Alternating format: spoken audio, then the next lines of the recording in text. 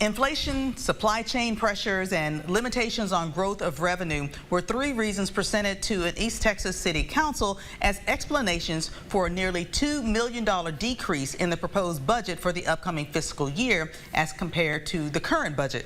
KLTV's Lauren Tier spoke with the Longview City Manager, who said creating the proposal was a challenge.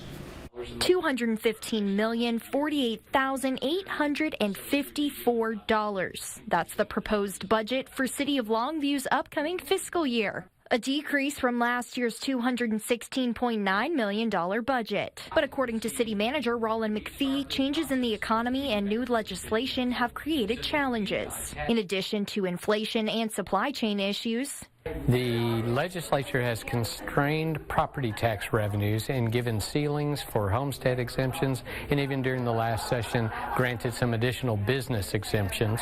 Property taxes contribute nearly a third of the city's general fund revenue on a yearly basis, while sales tax makes up another third.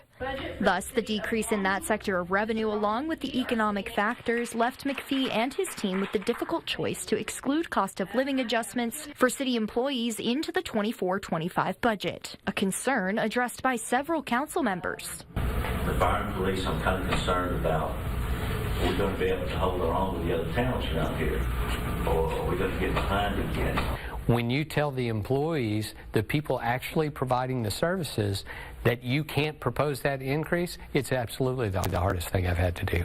At the request of the council, McPhee will bring new ideas for how to address the concern in the next meeting. Additionally, it's proposed for the city's water and sewer rates to increase for the first time since the 2019-2020 fiscal year. Chemical costs for water treatment in conjunction with power and gas costs for sewage are to blame for the estimated 3.4% increase. You need to adjust the rates to maintain the capital reinvestment in the largest asset that the city has. Lauren Tier, KLTV 7 News.